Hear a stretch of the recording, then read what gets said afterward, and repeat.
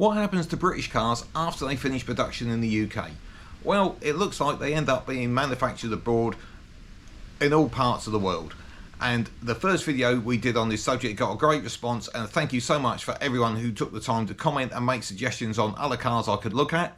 And we're going to do the same theme in this one, which is British cars reborn abroad, or at least ones that carried on production a long time after it finished in the UK.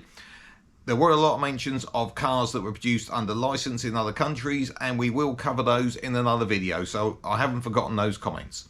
Anyway, let me stop narrowing and see what I found.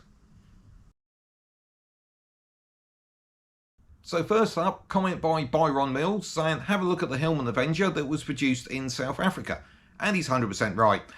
The UK production of this car ended in 1981, but it had been being produced in South America, Argentina, and I think at the time in Brazil, by the Chrysler operation, which had an investment by Volkswagen as well. It was called the Dodge 1500, even at times when it had an 1800 engine.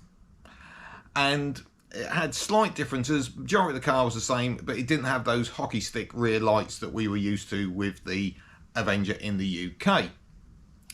Now, in 1980, VW took over total control of that operation. You remember this was around the time Chrysler exited their Europe operation and handed it over to Peugeot.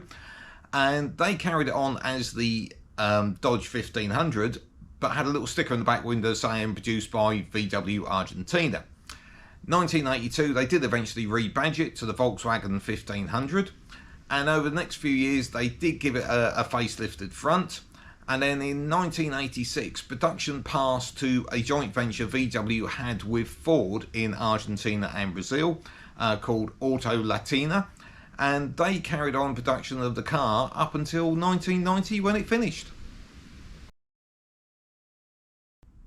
Next along, we have the Vauxhalls that turned into Dayus, and this was pointed out to me by Dar Farrago and Woodbine66.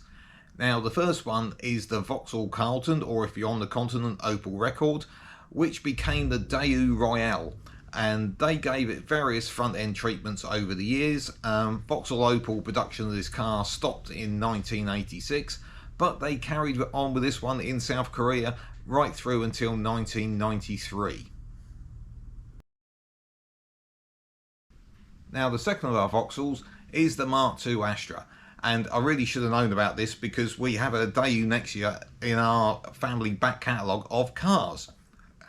The Mark II Astra ceased production in 1991, but over in South Korea, Daewoo had been producing it as the Daewoo Le Mans since 1986. And as you can see by the picture, yeah, really very little change from what we were used to seeing in the UK. As time went on, it got rebranded to the next year. Obviously, it had a facelifted front, and that was in production from 1994. And as you know, this is where Daewoo entered the UK market, and you know, we remember the famous adverts with the catchphrases like "that'll be the Daewoo," etc. Production of this car was quite broad. It was obviously made in South Korea. That carried through to 97. Actually produced in the Netherlands between 95 and 97. And in Romania between 96 and all the way through to 2007. And the longest production run for this was actually in Uzbekistan, where it went in production in 1996 and carried on all the way through to 2016. Now, as you're probably aware, Daewoo went pop in I think 2001, and in 2008 the Uzbekistan version got rebranded to a Chevrolet, in which it carried on for the rest of its production. So that car definitely lasted a while. In our first video, we mentioned about the Paycan, which was a continuation of the Hillman Hunter or Singer Vogue, or whichever brand or model you want to call it, which had carried on in Iran. But Robin Cook said, take a look, I think you'll find there was a Peugeot 405 with the underpinnings of a Hillman Hunter. And I sort of went, really? This one did take some tracking down. I did eventually find it on this website, paycanhunter.com. And as we know, there was a Peugeot tie-up because when the Hillman brand went as part of the Chrysler group to Peugeot, that was where the ownership changed over. And as we found out with the Paycan, they were on the Arrow series cars, they were forced to use the Peugeot engines. However, what I've discovered is that in the late 90s, they did come up with this hybrid, which appears to be a Hillman Hunter underneath and a Peugeot 405 on top. So it's rear-wheel drive. It came about in the late 90s and was still available in 2011. I haven't got a full production end date on this one. And it basically had the engine, gearbox, rear axle from the Hillman Avenger. Apparently, these did have a few problems. Apparently, the engine crossmember had a habit of cracking and breaking. But, you know, it was a model out there. I've got no idea of production numbers. It was known initially as the Peugeot RD, which I assume was for rear drive. It then gained an I after that when it got fuel injection, and later on was called the Peugeot Rover. I've struggled to find anything more than on it than that, so if you do know, please do give us a comment.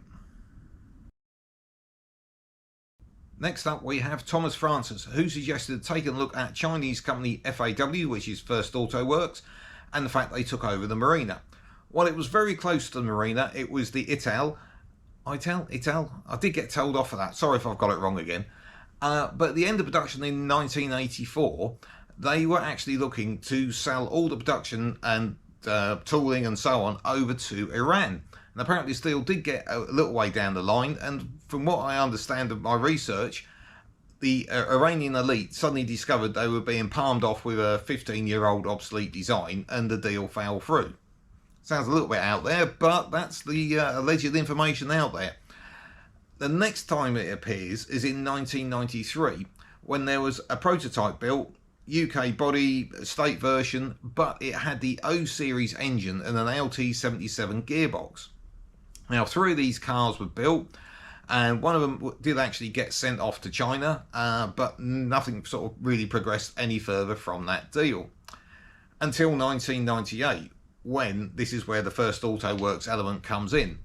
The Hwandu CAC 6430 was launched, and this was by the Chengdu Auto Works, who were a subsidiary of First Auto Works, so it all ties up. They produced a fairly narrow range in the respect it was the estate car, a pickup, a van, and the van with windows, which is the preferred market out there. And interestingly, this was a body that was being produced by Longbridge, which I find quite amazing that 14 years after production had ended, it got still got the tooling and all that for the bodies to be able to put them together. But the underneath of it was a Jiefang pickup. So you've got sort of a local engine and running gear and so on, but obviously a European body. Now, this was launched a bit of a fanfare, I think, but unfortunately there was quite an industrial dispute in the town of Chengdu, and as a knock-on effect from that, production ended after only 148 were produced. Craig Walker suggested I take a look at a company called Ottosan, and I thought, never heard of them. Well, it's a part owned by Ford company based out in Turkey with various production plants, and they took over production of the Cortina Mark V, which is also known as the Taunus TC3.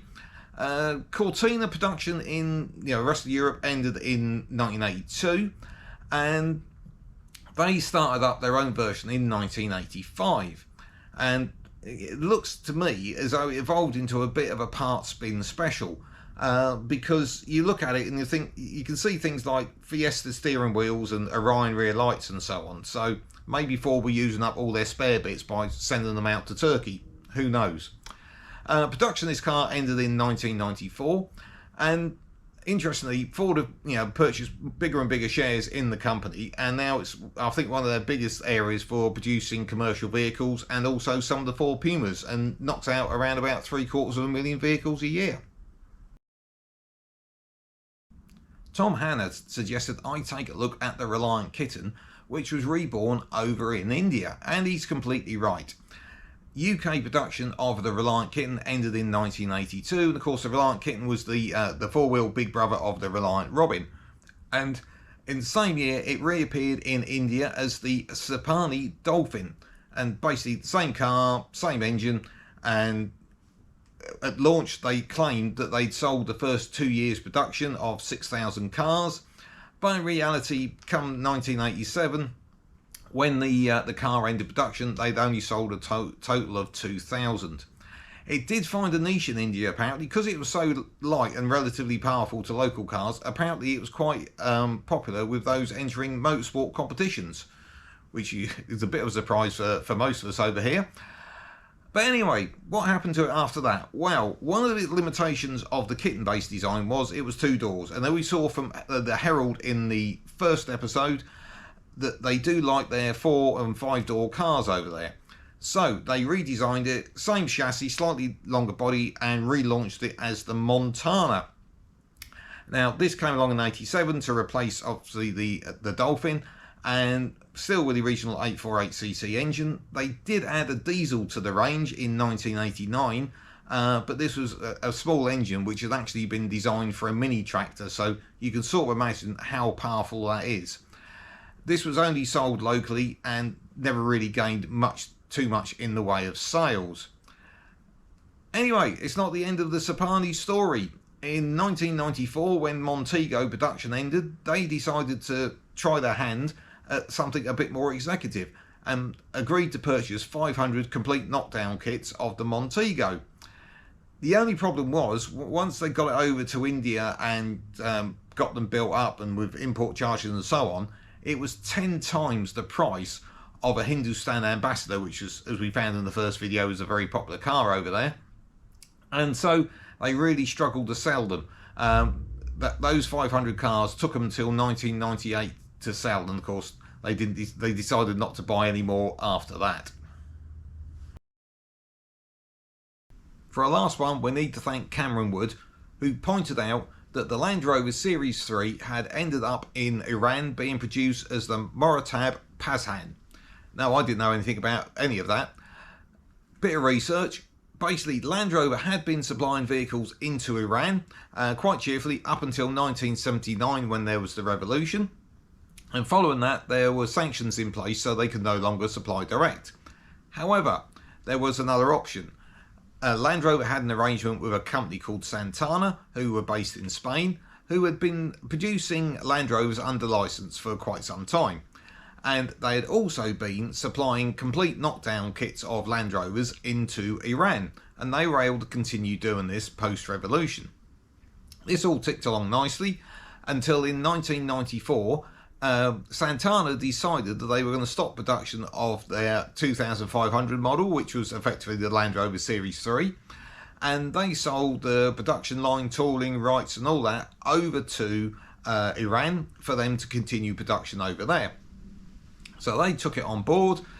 They made various developments over the years. Obviously it's quite a rugged terrain over there, so they made it even tougher than your normal Land Rover. And few developments engine side, the final one being used was the 3-litre V6 from Hyundai, and that was basically it. It carried on as it was and finally finished production in 2016, a little while after the Defender had finished production in the UK. I really hope you've enjoyed that little selection I've put together for you, and as I've already said, we've got a whole lot more to work on already, so we're hopefully going to put together some more episodes if this one generates a bit of interest. So please do tick that like button and also hit the subscribe if you'd like to do us a bit of a favour. I'll catch you next time.